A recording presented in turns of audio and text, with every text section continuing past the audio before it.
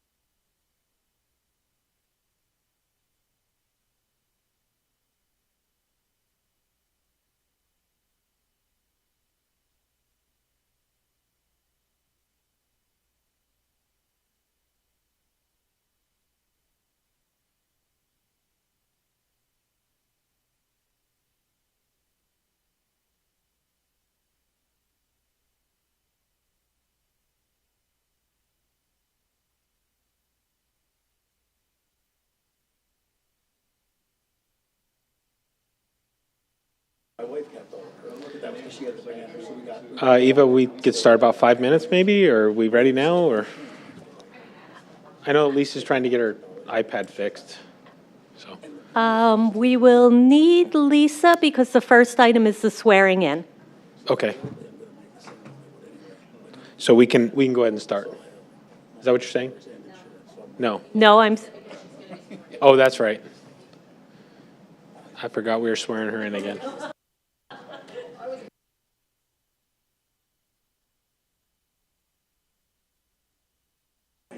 Boy, she gets a permanent appointment and all of a sudden, we Get here hold when up she the feels like meetings it. for her.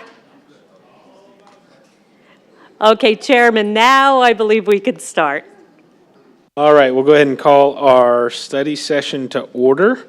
And the first item on the agenda is the oath of office, and we have the mayor here to conduct the oath of office. We're very fortunate this evening. So Mayor, how would you like us to do it? Do you want us all to come down at once, or do you want us to come down one at a time? That's a great question, Chairman Simon. I would like you to come down one at a time, and I would like to do individual swearing-ins for you so that it's not like a cattle call, because I don't like that. So I'm going to start with Noah Munt. Noah, if you'd like to come down, please.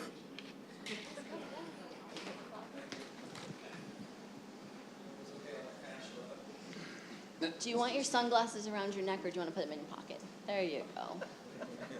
I'm a full-service man. Yes, and Keith Thank will you, be Mayor. taking photos, so.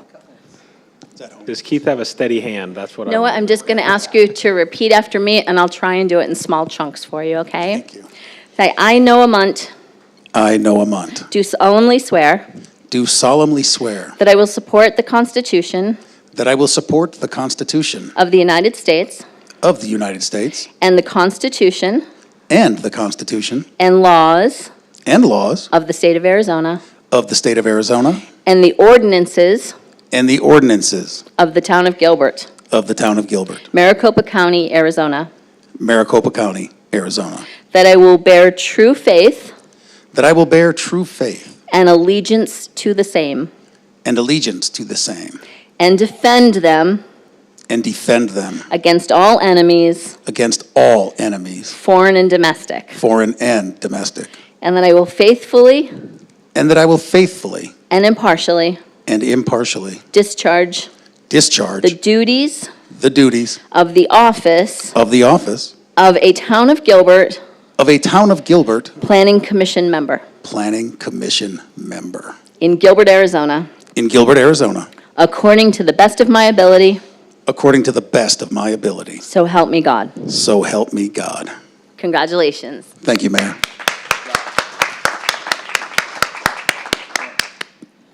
You guys taking pictures together?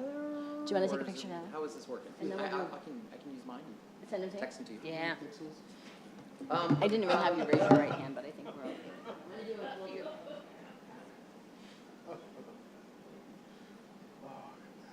One, two, three, I feel like this bounce. Got it. You're welcome. Congratulations. Oh, Noah, here. Can you take this and sign this and return it to our team here? And now I'll ask Jan Simon to please join me. Yeah, you can clap. Go ahead, Bill, you can clap. Commissioner Fay, you can clap. It's exciting. Hi, Jan. I didn't ask him to raise his right hand. He used his right hand for his mic, I guess. Do I need to raise You're my- swearing either way, right? Yes, Noah, come back. Come back. I'll try and keep it small. Do I need to hold my hand up? I, Jan Simon, I, Jan Simon, do solemnly swear do solemnly swear that I will support, I'll stop there, that I will support that I will support the Constitution of the United States the Constitution of the United States and the Constitution and the Constitution and laws of the state of Arizona and laws of the state of Arizona and the ordinances of and the ordinances of the town of Gilbert, the town of Gilbert, Maricopa County, Arizona, Maricopa County, Arizona, that I will bear true faith that I will bear true faith and allegiance and allegiance to the same and defend them against defend them against all enemies, foreign and domestic, all enemies, foreign and domestic, and that I will faithfully and I will faithfully and impartially and impartially discharge the duties discharge the duties of the office of a Town of Gilbert Planning Commission member. Is that too much? of the office of the Planning Town of Gilbert Planning of the Commission Gilbert member. Planning Commission member. That was a lot. Sorry. In Gilbert, Arizona, In Gilbert, Arizona, according to the best of my ability. according to the best of my ability. So help me God. So help me God. Congratulations, Jan.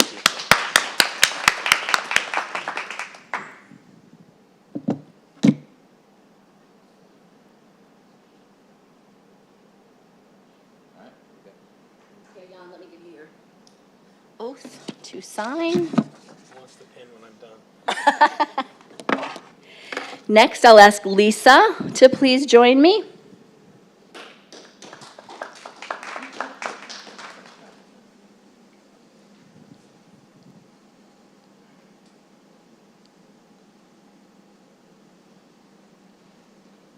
Here you go, Lisa. And that's already on, so if you want to put it in your left hand and maybe raise your right hand, that'd be great. Thank you. I, Lisa Gage, I, Lisa Gage, do solemnly swear do solemnly swear that I will support the Constitution that I will support the Constitution of the United States of the United States and the Constitution and the Constitution and laws and laws of the state of Arizona of the state of Arizona and the ordinances and the ordinances of the town of Gilbert, of the town of Gilbert, Maricopa County, Arizona, Maricopa County, Arizona, and that I will bear true faith and that I will bear true faith and allegiance to the same and allegiance to the same and defend them and defend them against all enemies, against all enemies, foreign and domestic, foreign and domestic, and that I will faithfully and that I will faithfully and impartially and impartially discharge the duties discharge the duties of the office of a Town of Gilbert Town of Gilbert Planning Commission member Planning Commission member in Gilbert, Arizona, in Gilbert, Arizona, according to the best of my ability, according to the best of my abilities. so help me God. So help me God. Congratulations, Lisa. Thank you. Get your oath.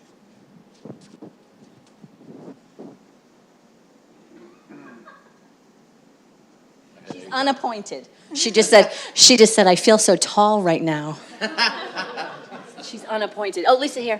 Gotta wear Come. taller heels then. I wore heels too, guys. I wore heels. The kids in elementary school are taller than me. And now Thomas Everett. Take this, put this in your left hand, and raise your right hand, Thomas. I, Thomas Everett, I, Thomas Everett, do solemnly swear do solemnly swear that I will support that I will support the Constitution the Constitution of the United States of the United States and the Constitution and the Constitution and laws and laws of the state of Arizona of the state of Arizona and the ordinances and the ordinances of the Town of Gilbert, of the Town of Gilbert, Maricopa County, Arizona, Maricopa County, Arizona, that I will bear that I will bear true faith and allegiance true faith and allegiance to the same to the same and defend them against and defend them against all enemies, all enemies, foreign and domestic, foreign and domestic, and that I will faithfully and that I will faithfully and impartially and impartially discharge the duties discharge the duties of the office of of the office of a Town of Gilbert a Town of Gilbert Planning Commission member Planning Commission member in Gilbert, Arizona, in Gilbert, Arizona, according to the best of my ability. according to the best of my ability. So help me God. So help me God. Congratulations, Tom.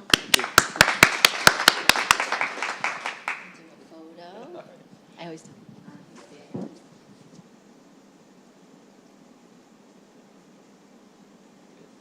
And I'll give you your oath. And I'll have you sign it and date it. So put it right over here. And next, Lewis. Last but not least. Put that in your left hand and raise your right hand. There we go. I should know this by heart by now, right? I, Louis D. Gravina, I, Louis D. Gravina, do solemnly swear do solemnly swear that I will support that I will support the Constitution the Constitution of the United of the States United States and the Constitution and the Constitution and laws and laws of the state of of Arizona the state of Arizona and the ordinances and the ordinances of the Town of of the Gilbert, Town of Gilbert, Maricopa County, Maricopa County, Arizona, Arizona, that I will bear that I will bear true faith true faith and allegiance to the same and allegiance to the same, and defend them and defend them against all enemies, against all enemies, foreign and domestic, foreign and domestic, and that I will faithfully and that I will faithfully and impartially and impartially discharge the duties discharge the duties of the office of of the office of Town of Gilbert Town of Gilbert Planning Commission member Planning Commission member in Gilbert, Arizona, in Gilbert, Arizona, according to the best of my ability. according to the best of my ability, So help me God. so help me God. Congratulations, Lewis. Thank you.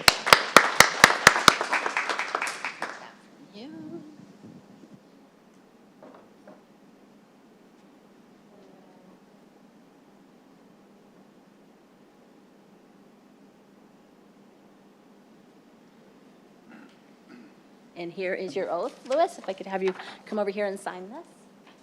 There you go. And if I could ask the new members all to join me for one photo down here, please.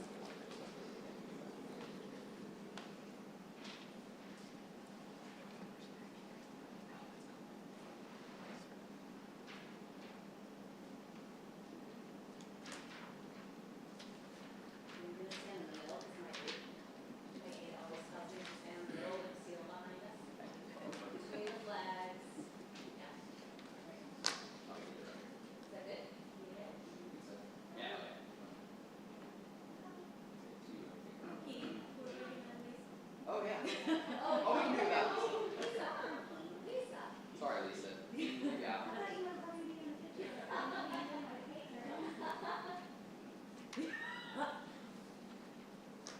Everybody's smiling. One more. Sometimes I like to take them like zoomed out. Yeah. For better quality across. All right, here we go.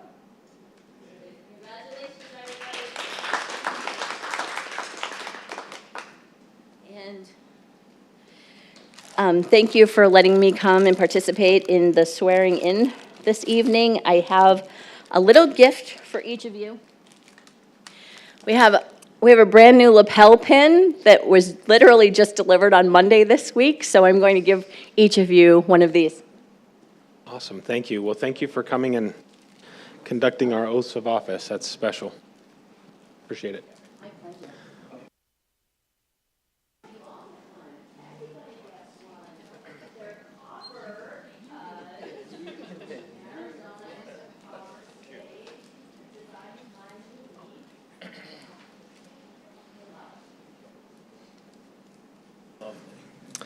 Thank you.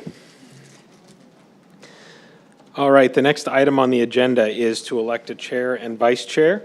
At this time, unless there's discussion, I would like to nominate Noah Munt as the chair. And I would second that motion, or do we have to wait for him to accept that he's willing to? Or I second it regardless of what he says. Yeah. As it is, I have no choice. Thank you. All right, so we need to cast votes on that. Can you please open up the voting?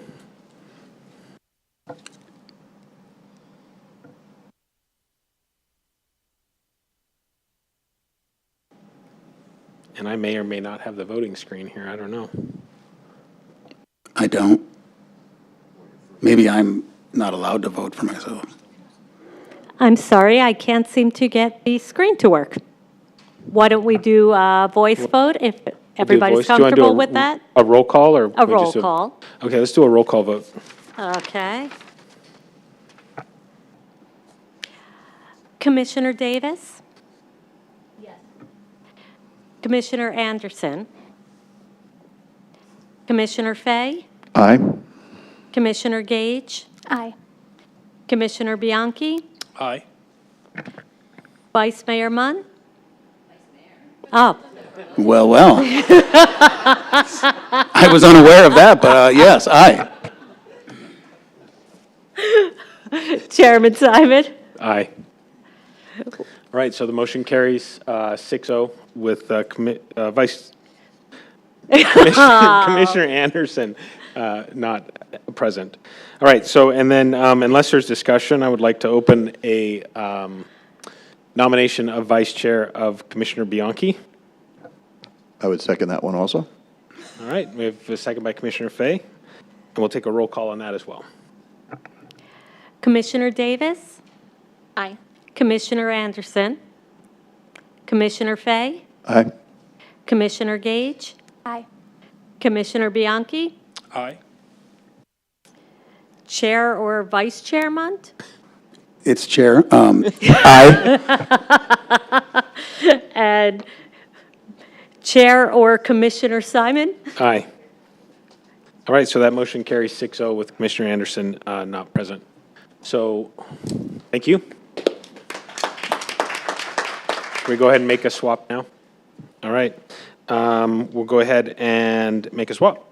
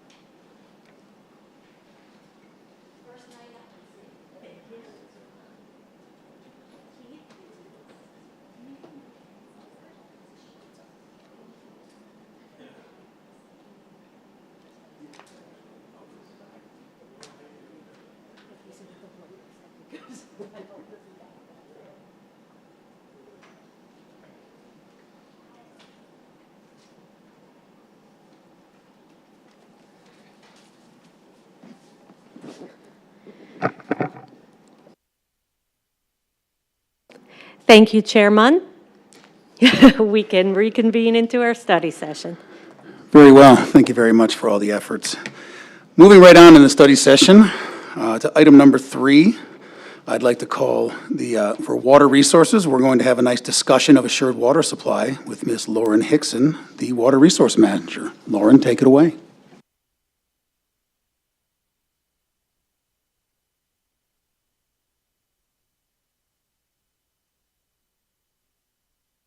Oh, there it goes. Okay. Perfect, thank you.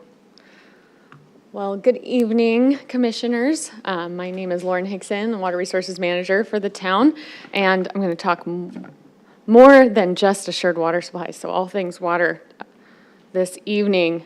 I always love having a captive audience about water because my husband doesn't like when I drone on about water. He doesn't find it quite as fascinating as I do, but I hope you guys enjoy this presentation. I'm going to talk just about our department and what we do, why we exist, what we oversee, discuss the groundwater code and assured water supply, definitely going to hit on that, talk about the Colorado River and our shortage planning efforts, and then discuss water supply projections and how all of that fits into water resources and conservation policies, as well as planning and development. So I'll just start off. Our department's main purpose is to ensure that Gilbert's water supply is protected and used in the most efficient manner. It's accomplished through sound water resources management, effective water saving strategies, timely communication, and compliance with state regulations. Our department is in the town manager's office, so I report directly to Assistant Town Manager Mary Goodman. That's somewhat unique in the Valley. This differs depending on each utility. Sometimes they report to the Public Works Director, sometimes Water Resources is housed in the manager's offices. So I oversee 2 main staff, the Water and Energy Resources Planning Advisor, Stephen Walston, and our Water Conservation Coordinator, Jeremiah Churchill. And Jeremiah oversees our conservation team, which is made up of 2 senior specialists, Jeff Lee and Gina D'Amato, and 2 junior specialists, Lauren Marks and Michael Haynes, and an intern, which is currently Eliza Sorensen. So that team really makes sure that they're the boots on the ground, making sure everything happens with implementing our water conservation programs. So our team really has 3 main components: water portfolio management, making sure that we comply with state requirements, and making sure we have sufficient supplies both now and into the future. Overseeing water resources and conservation policy, so both recommending policy as well as implementing policy, and then implementation of our conservation programs. So the next slide shows our current portfolio. This is just looking at the potable side. Our reclaim side, all the reclaimed that we generate and use directly gets met.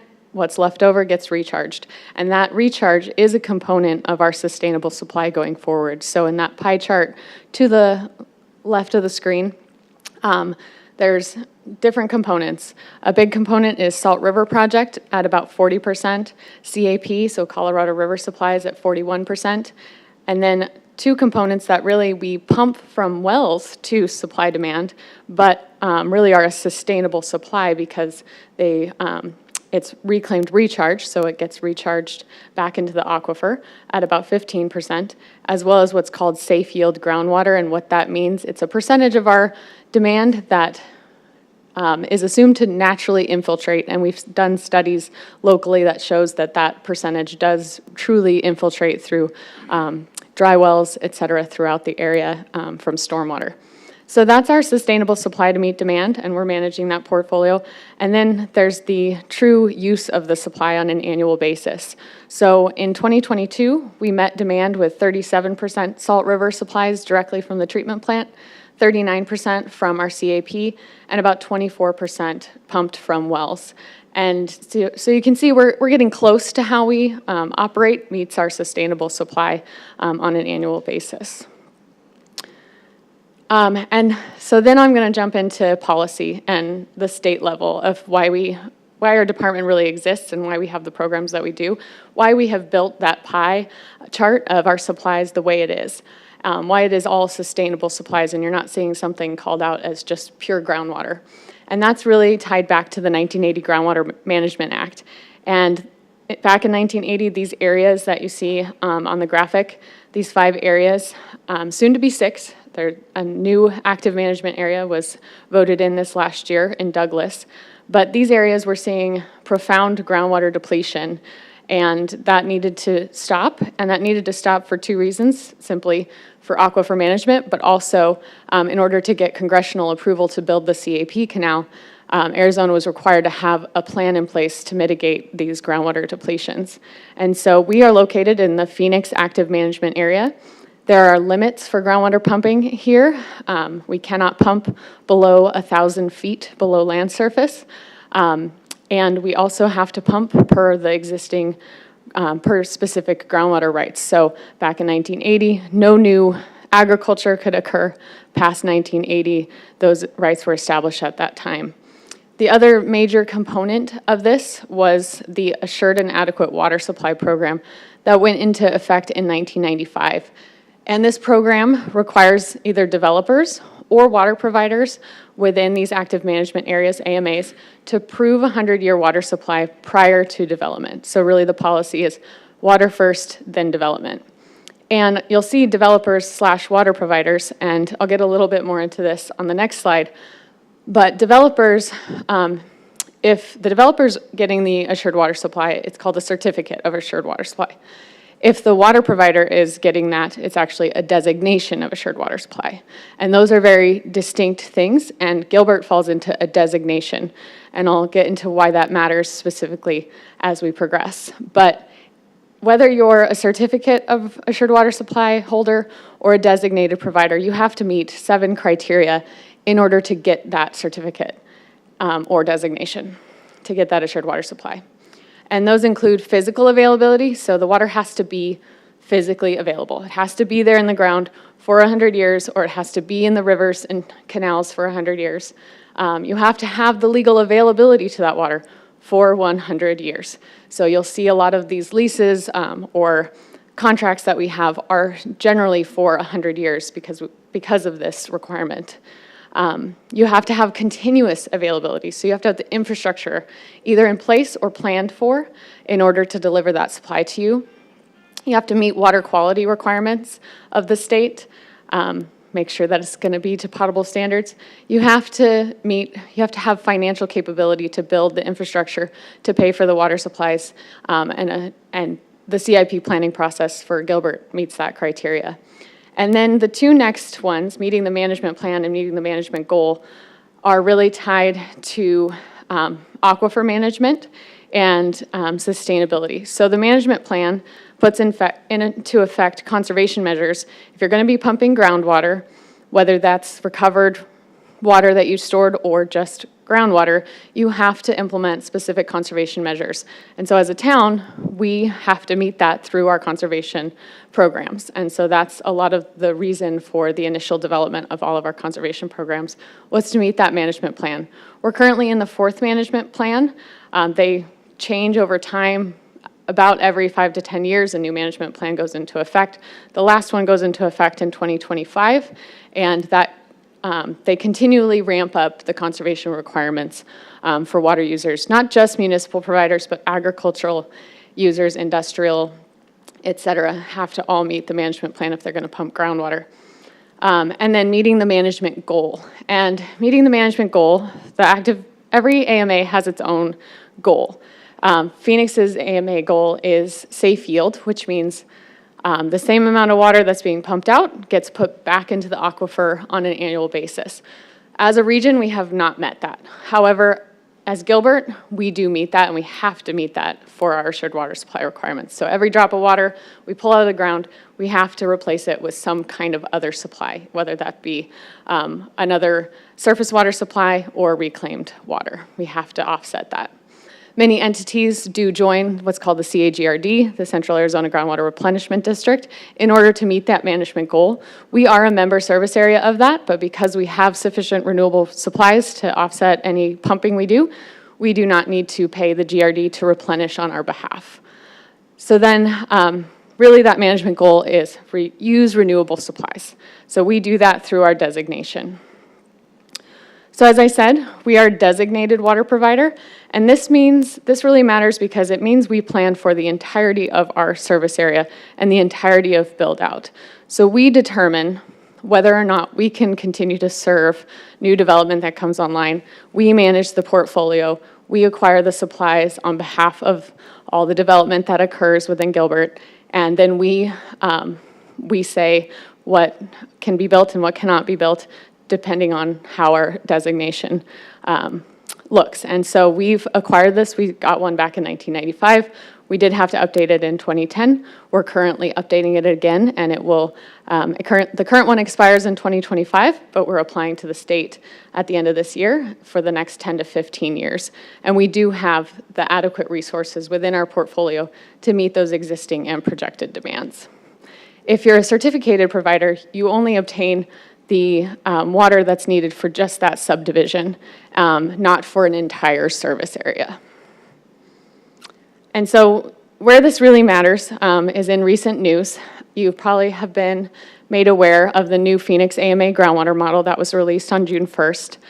And what this model showed was that all the physical available groundwater within the region, within the Phoenix AMA, has already been allocated, either through existing designations, existing certificates, existing water rights for agriculture, et cetera. And then also future. So any certificates that haven't been built, any demand within the designations that hasn't come to fruition, all that groundwater that was allocated under all of these different permissions has already been fully allocated.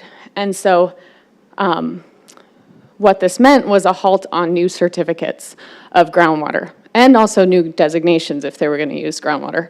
However, for designated water providers, we already have secured the groundwater needed, and there was only shown a very minor deficit, which I'll show on the next slide, for meeting the needs of any designated providers per the groundwater modeling. So this shows a graphic on the right of the groundwater model that was released, and all the little dots are all different wells in the model that showed a deficit in demand 100 years out, 2121. And overall, over the 100-year period, 5 million acre feet of unmet demand was determined. That's not just existing, that's all future projections for all issued certificates, all issued designations, and also all existing agricultural pumping. You can see the 4.9 is divided into different categories. The majority of the deficit was to meet agricultural demands, but you see kind of generally, geographically, where those dots are located. They're located generally in the southeast and also the southwest of the region of the AMA, and just generally on the periphery, because you're getting closer to the mountains in many of those areas, so the aquifer is more shallow. And so what the model showed was that 5 million acre feet is equivalent to about 4% of the total projected demand for the whole region over the next 100 years. Fairly minor deficit when it comes to, overall percentage, but a deficit nonetheless, and a reason for the department to have halted new development on groundwater alone. If you're developing with another alternative water supply, that doesn't affect, that is not impacted by this model. Again, designated providers only accounted for about 100,000 acre feet of the unmet demand, and none of that was within Gilbert.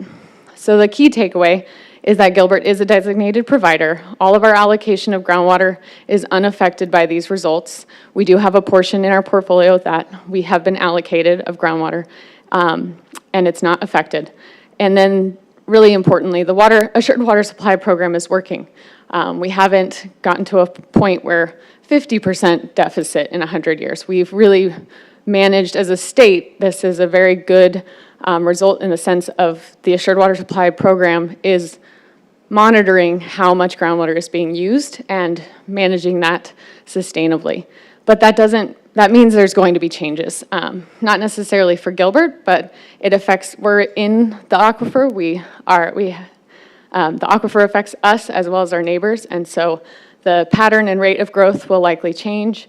growth on groundwater will likely be slowed, and it's just going to push, hopefully we'll see just more push in innovation and adaptation in water supply acquisition so that we are continuing to manage the aquifer in a sustainable manner. So I'm going to shift gears from groundwater now to surface water, and more specifically to the Colorado River.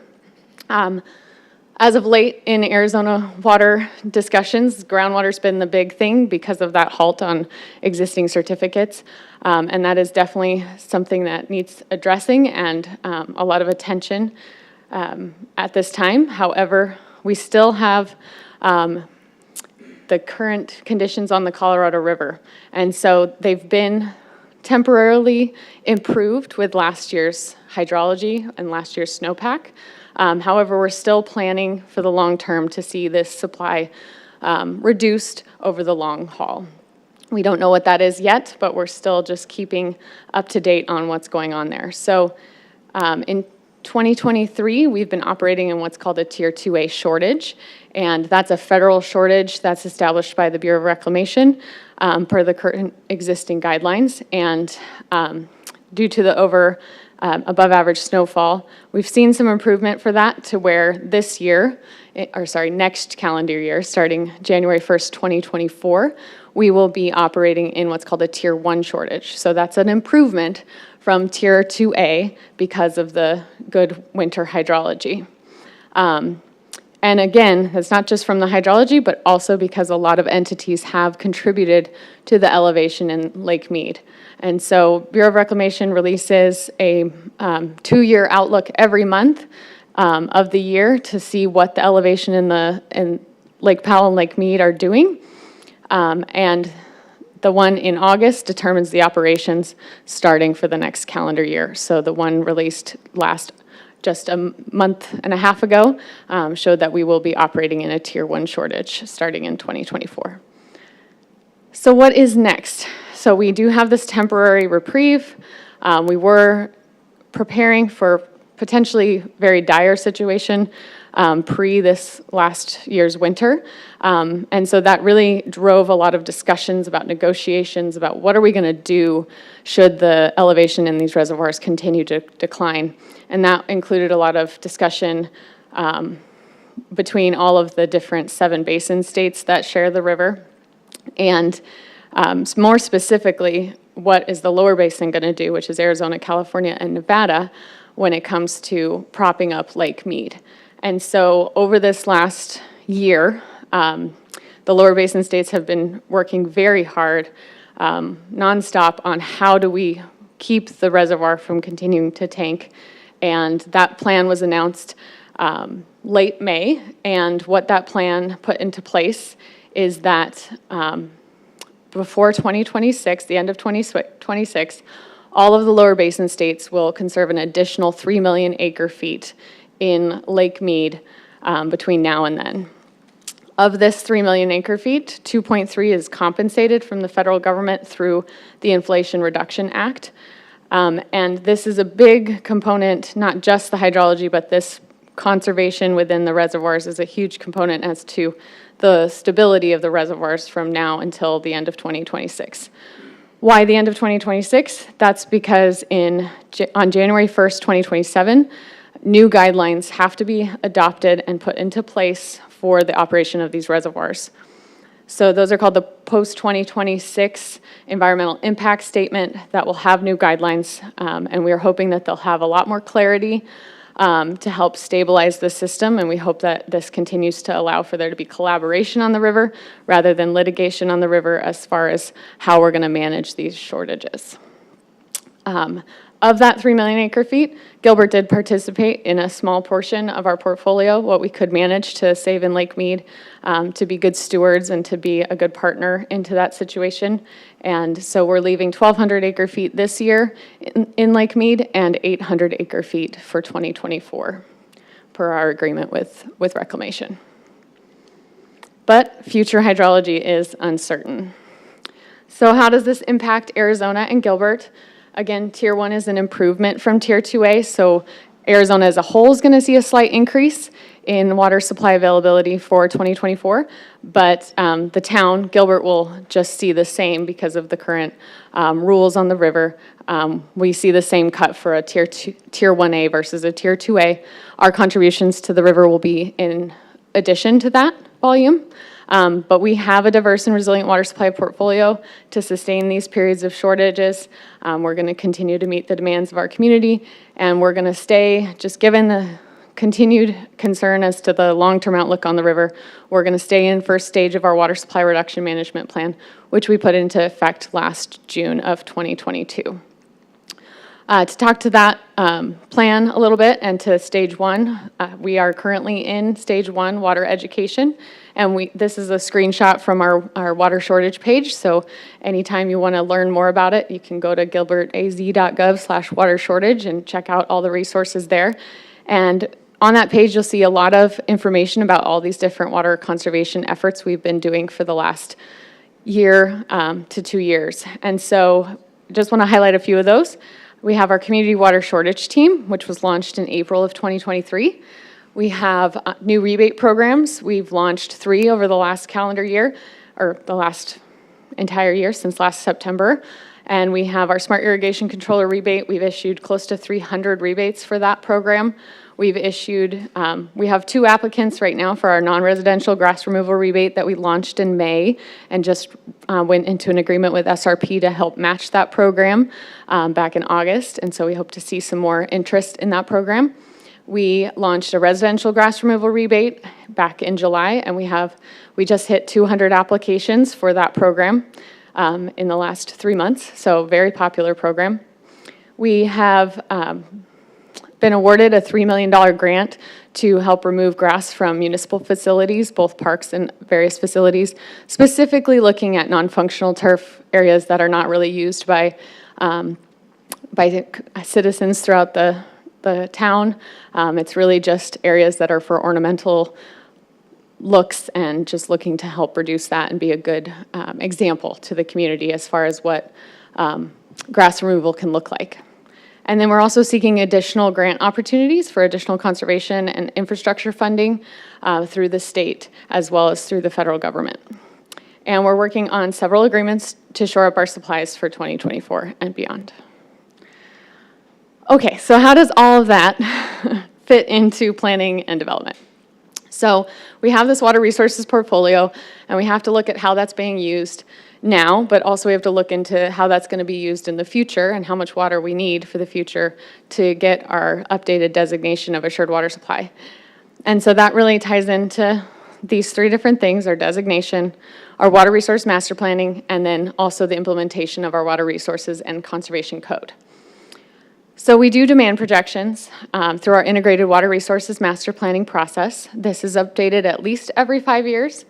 And it looks at the system demands by land use classification per the general plan, the current general plan at the time. So then from time to time, between different updates, then we'll incorporate any general plan amendments in the newest update.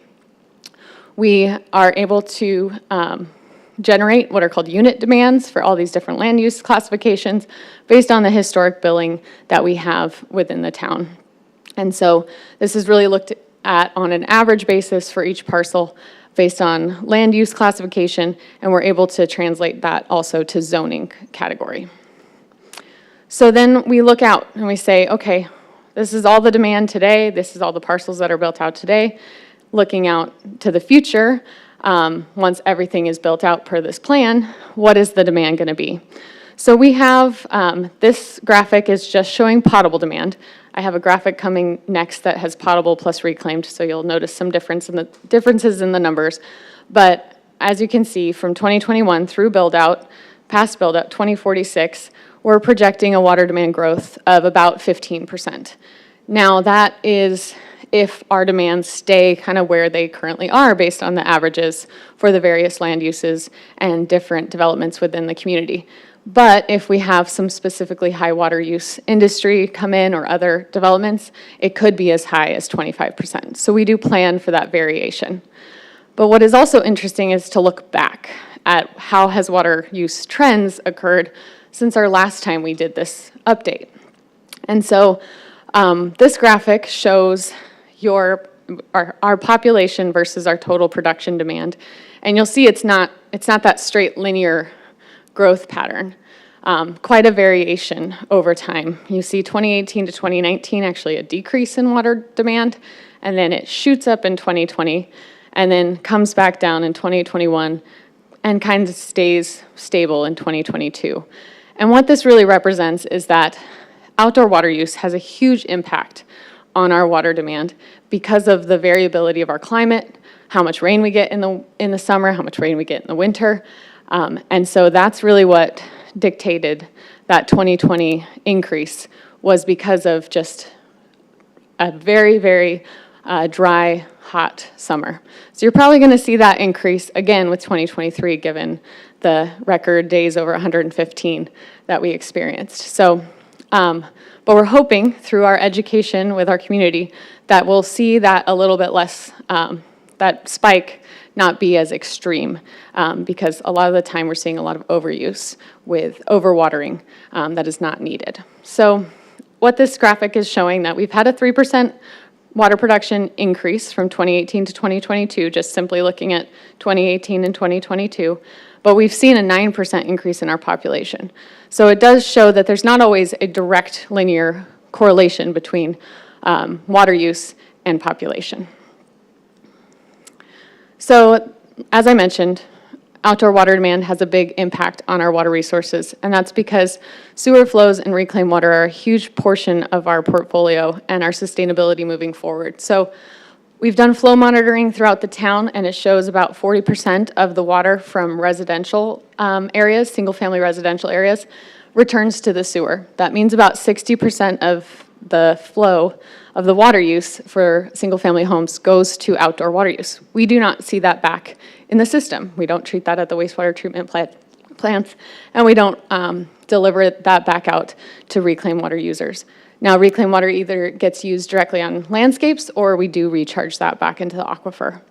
So again, this really contributes significantly to our sustainability. We do see a higher percentage of return flows for other types of development, but again, we just plan for the mix that we see in order to plan for how much reclaimed water we'll have available both for recharge and reuse. So then, excuse me while I get some water. So then let's talk about what are the existing resources and conservation policies that we have in place. I'll hit on a few after this slide, but just high level, we do rezoning reviews. So if a land use is changing, we will look at, based on our unit demand calculations from the master plan, what the expected projected impact on water use would be, typically on average for that type of land use change. We oversee and implement and manage our reclaimed water use agreements, and if a new applicant wants to use reclaimed water on their landscapes, we then help them through the process and get that agreement in place. We implement our conservation code for new development, so we implement the code for limits on water-intensive landscaping, the plumbing code, reclaimed water requirements that did get updated in 2021, so pre-2021, an entity could use, who's going to use reclaimed water, could have up to half of their landscape be high water use plants. We've now reduced that down to 30%, just to recognize how important reclaimed water really is in the overall water resources portfolio, that historically it kind of was looked at something you just needed to get rid of, but it really is a key and vital portion of our portfolio. We implemented smart controller requirements for all non-residential development, and then we've implemented our water allocation policy back in 2019. We also have conservation-oriented tiered water rates. Those were updated back in 2022, currently undergoing a rate study to go, if adopted by Mayor and Council, would go into effect next spring for new water rates. And again, that just drives conservation because the more water you use, the more you're going to pay for it. And then we updated our water supply reduction management plan that in 2021 and supplemental, never mind. We then implemented it in June of 2022. Okay, I'm getting close to the end. Just want to hit on a couple more things, rezoning and water allocation policy. So as I mentioned, We do the rezoning reviews. There is going to be an update where adding text to the staff report will detail these changes in water use and its relative impact to water supply for the town, so be looking out for that. It historically has been in the council communications, but now going to be included in the staff report, just given the need to continue to emphasize water conservation and how water is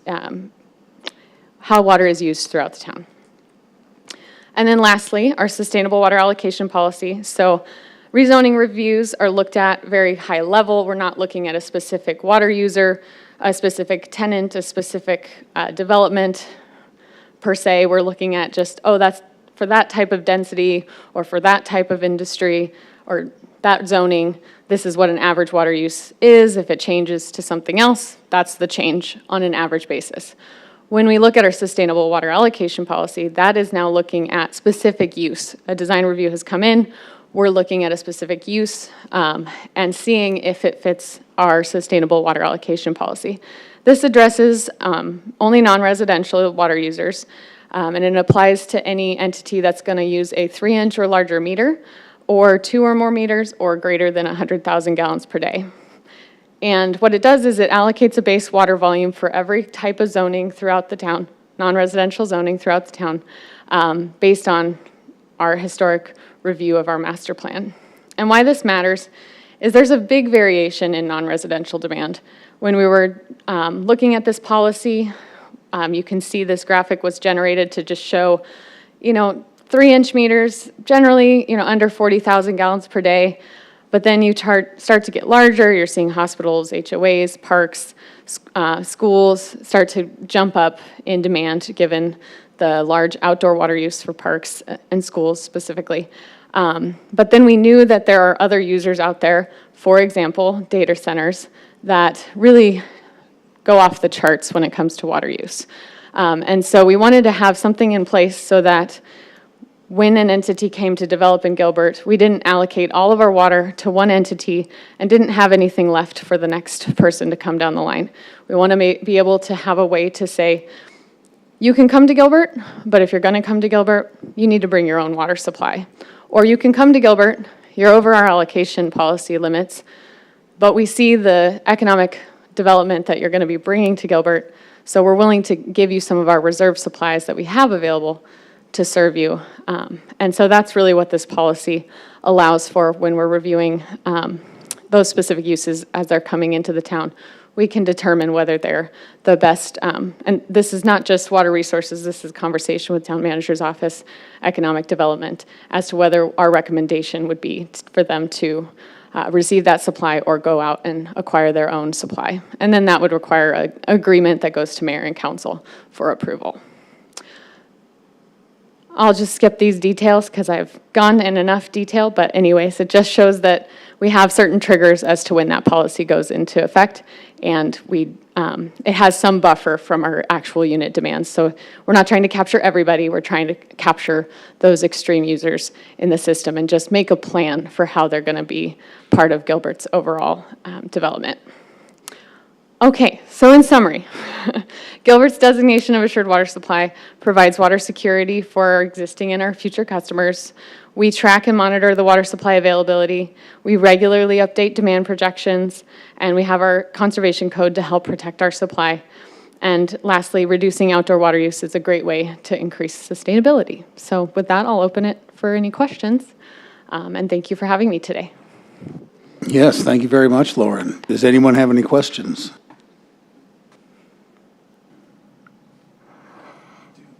Vice Chairman Bianchi. Thank you, Lauren. That was Yeah. very informative. I just got the question, so if we're not looking at a tier 2 shortage anymore, if we are taking a reduction in Colorado river allocations, what does that do to the percentage of our sources? So whether it's SRP or groundwater, do we achieve that through conservation, or do we have to take a larger percentage from those other sources? Yes, so we have to either reduce demand through conservation measures, or we have to increase supply. So you've got that down to a T. And we will be increasing pumping, groundwater pumping.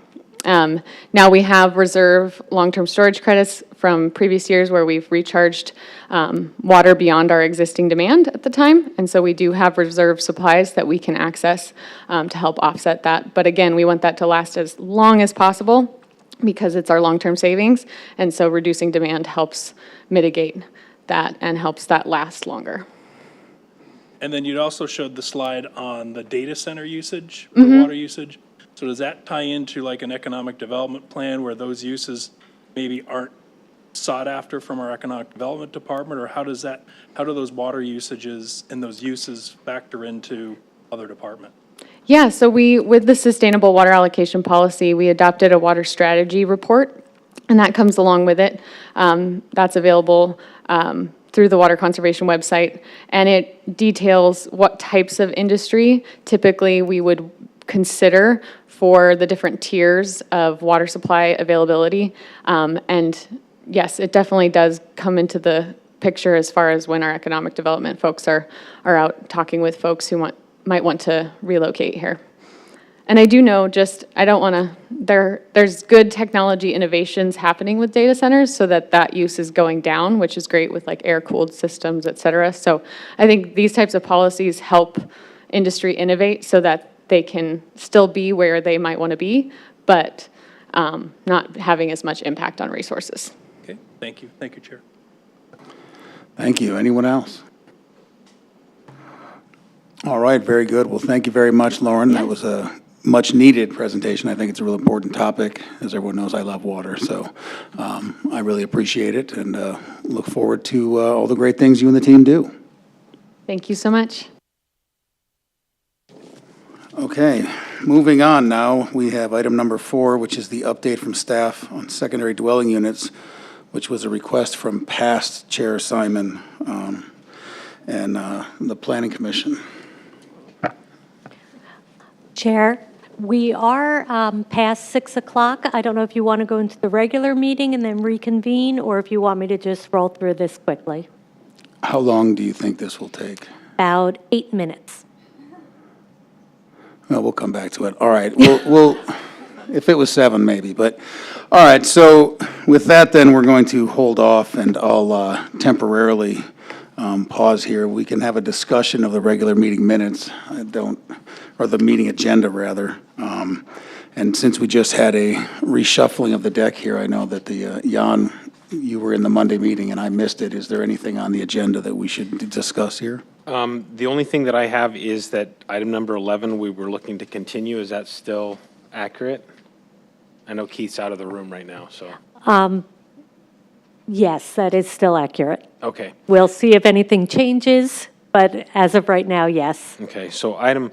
But we would still need to open that to the public. Correct, yeah. So item 11 potentially be continued, but need to be open.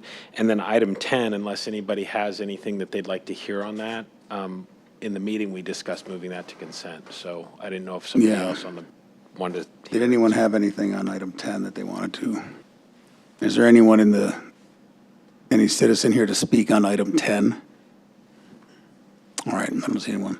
Okay, I think with that, we might be able to move that one. So I will temporarily put a close to and adjourn the study session. We'll come back, everyone take a 5-minute break, and we will start the regular meeting at approximately 6:07. Thank you.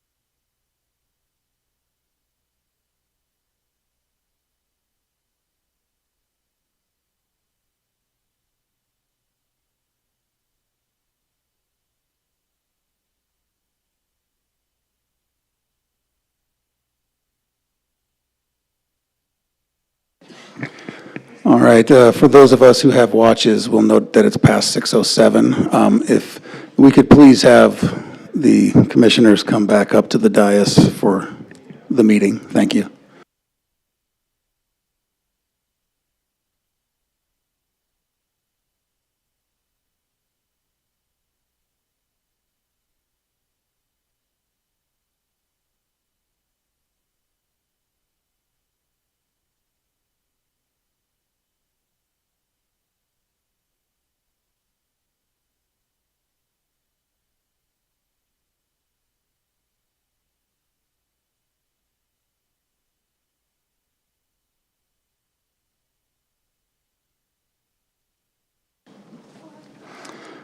All right, thank you very much, everyone. We're going to call to order the regular meeting, and the first order of business will be the Pledge of Allegiance. Please stand and join me.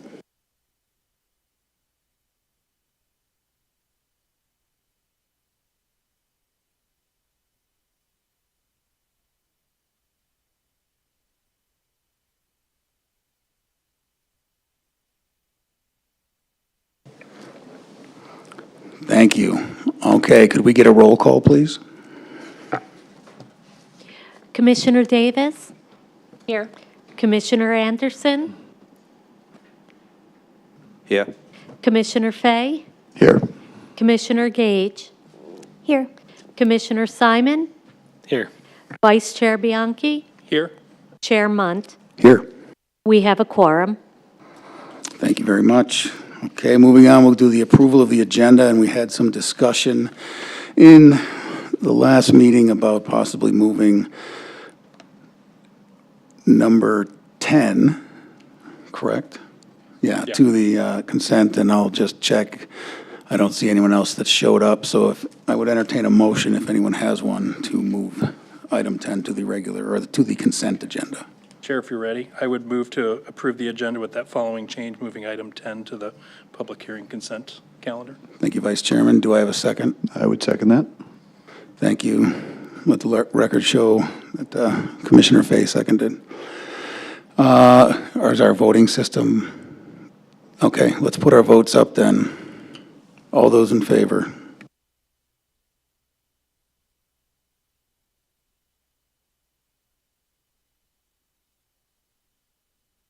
Okay, motion carries 7-0. Here we'll move on to some communications. Communications from citizens. At this point, members of the public may comment on matters within the jurisdiction of the town, but not on the agenda. The commission response is limited to responding to criticism, asking staff to review a matter commented upon, or asking that a matter be put on a future agenda. Is there anyone in the audience that would like to speak as a citizen? Seeing no one, we will move on to the report from Council Liaison on current events, and I see that Councilmember Anderson. I knew it. Councilmember Anderson is not here to liaison this evening, so we'll move on from that. Moving to the public hearing consent, all items listed below are considered the public hearing consent calendar. The commission may, by a single motion, approve a number of items where, after opening public hearing, no person requests that the item be removed from the consent calendar. If such a request is made, the commission shall withdraw the item from the public hearing agenda calendar at the purpose of public discussion and separate action. Other items on the agenda may be added to the consent calendar and approved under a single motion, similar to what we saw today. So we'll note that we have item number 10 on the consent, DR 23-59, LIFE, Adult Education Expansion. Could I get a motion on the consent agenda? Chairman, I would move to approve the consent agenda. Thank you, Vice Chairman. Do I have a second? I'll second. Thank you, Commissioner Simon. Let's move on to voting, please. Cast your votes.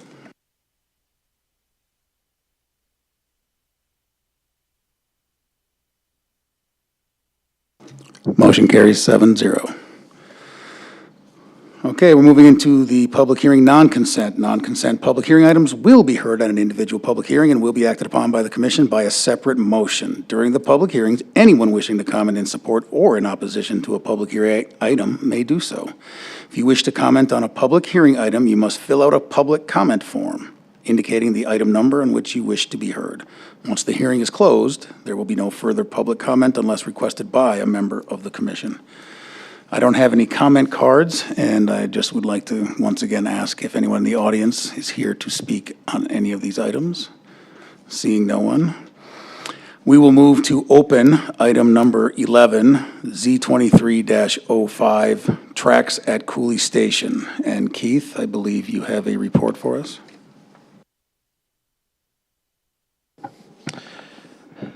Chair Munt, members of the commission, good evening. I'm not used to saying that. We'll get used to it. Where's my clicker here? So the project tonight that I have is Tracks at Cooley Station. It's a proposed PAD amendment that is located at west of the southwest corner of Williamsfield Road and Verde Drive, per the exhibit that you can see on your screen. Due to this project being advertised for tonight's meeting as a public hearing, I'm happy to give a full presentation if desired. However, staff and the applicant are requesting a continuance of this project to the November 1st Planning Commission hearing so we can work through some last-minute changes to the conditions of approval and to the development plan. So that is all I have for you tonight, unless you want more. So that is probably the briefest presentation you'll ever hear me give. And I think Kristen was timing it. So that is it. That concludes my presentation. If you agree to the continuance or you want more information, I can provide that. Keith, as much as I personally would love to hear you give a full presentation, I will not inundate, given it's my first order of business as chairman. So thank you. We will go on with the continuance then, and we will look forward to that presentation in November. Thank you. Okay. Yeah, I believe we do. If I could get a motion on item number 11 as a continuance, please. Chairman, if you're ready, I would move to continue Z23-05 to a date of November 1st. Thank you, Vice Chairman. Do I have a second? I'll second. Commissioner Fay on the second. Please cast your vote.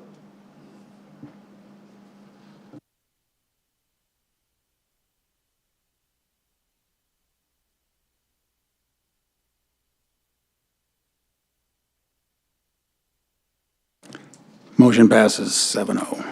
Unanimous. Okay. That is the end of the items, and we will move into administrative items. Administrative items are for the commission to discussion and action. It is to the discretion of the majority of the commission regarding public input requests on any administrative item. Persons wishing to speak on an administrative item should complete a public comment card indicating the item number on which you wish to address. The commission may or may not accept public comment. We don't have any administrative items. Therefore, no real comment. We'll go to some communications, and we do not have an executive session.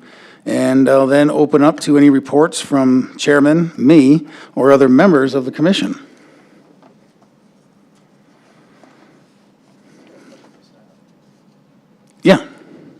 Yeah, Commissioner Anderson. Just a question for staff. I don't know if you guys know. So you know the big dirt parking lot in downtown, what's that area called again? I'm sorry, Heritage District. That big mixed-use development is planned for. What's the status of that? Are they in for CD review? Are they on hold due to funding or?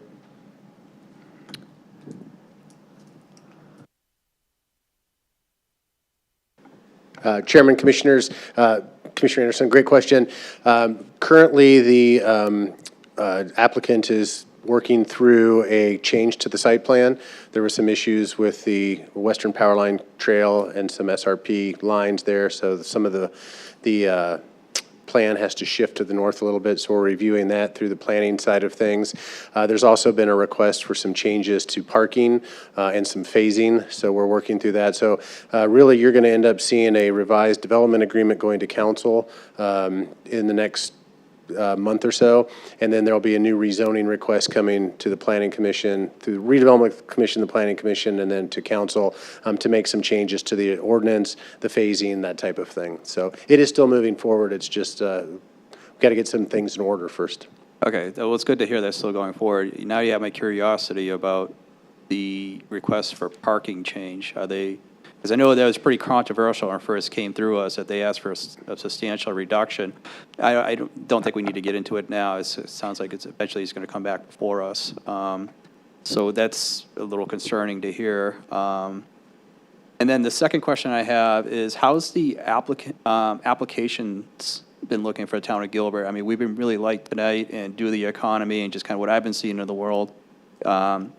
Have you guys been getting a lot of new applications, or is it dropped off a lot, or is it kind of just, settled place right now? Sure, Chairman, Planning Commission.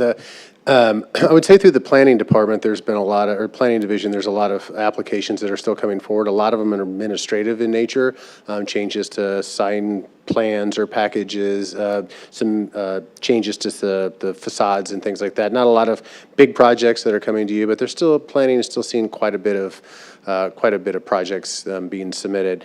On the building side of things, commercial building is still pretty strong, but we're definitely seeing a slowdown in the residential. Our building permit numbers have declined over time, as with a lot of other communities, because of land costs, construction costs, mortgage rates, things of that nature. So we are definitely seeing a little bit of a slowdown in the residential side of things. Okay. I was trying to think of more questions since we have, because we don't get you up there so often.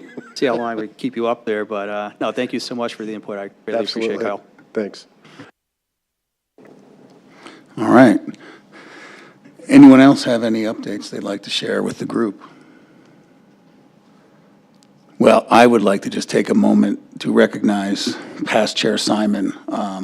And all joking aside, which is something I rarely do, it was an honor serving with you, and thank you for your tutelage that has prepared me for this moment. It was a lot of fun, and look forward to having more with you here on the commission. So with that, we will move down to number 13, which is the report from Planning Services Manager on current events. Eva. Thank you, Chairman Munn. You beat me to recognizing former Chairman Simon, but thank you. And also want to thank former Commissioner Charles Johnson for his service to the town, and to congratulate Chairman Munn, Vice Chairman Bianchi, and Commissioner Gage for their appointments, and welcome our new alternates, Thomas Everett and Louis D. Gravina. So welcome, and thank you all for your service.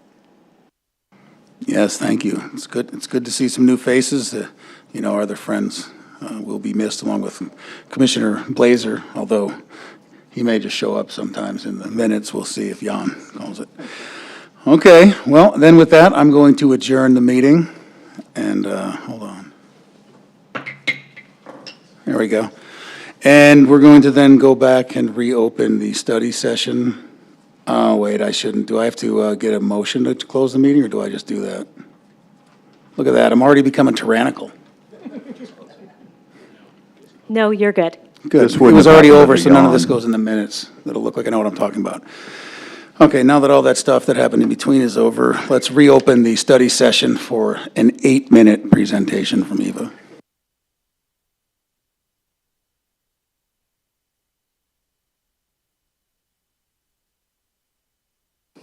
Good evening, Chairman Munt and Commissioners. At the last meeting, I think it was former Chair Simon asked for an update on accessory dwelling units. So I thought tonight I'd give a quick introduction to the topic, focusing on Gilbert's current regulations, concerns what staff and applicants have with our standards, and explore options to clarify the code. Recently, there's been a demand for guest homes, secondary dwellings, and larger accessory structures. In 2021, we had 6 administrative use permits for guest homes and secondary dwellings. So far this year, we've had 20. So that's certainly an uptick in demand. And in addition, we probably get hundreds of accessory structures permitted in the town every year. So we are not unique in this. Many other towns are in the same situation, and Phoenix received a lot of press last month because they updated their ordinance. Phoenix updated their ordinance based on the 2020 Housing Phoenix Plan with a goal to increase residential units by 50,000 before the year 2030. So they passed an ordinance to help them attain this goal that would allow accessory dwelling units on all single-family lots. The accessory dwelling units would have to be in the rear yards. If lots needed it, they could get a lot coverage increase to accommodate the accessory dwelling unit of up to 10%, and they would also need a use permit for the accessory dwelling unit. The accessory dwelling unit would have to be subordinate to the primary dwelling unit, and the City of Phoenix put standards in their ordinance to assure this. One would be that on lots under 10,000 square foot, the accessory dwelling unit could not exceed 1,000 square feet, and on lots larger than 10,000 square foot, the accessory dwelling unit could not exceed 3,000 square feet. And no accessory dwelling unit could exceed 75% of the square footage of the primary dwelling unit. They also limited the height of accessory dwelling units to 1 story and no more than 15 feet.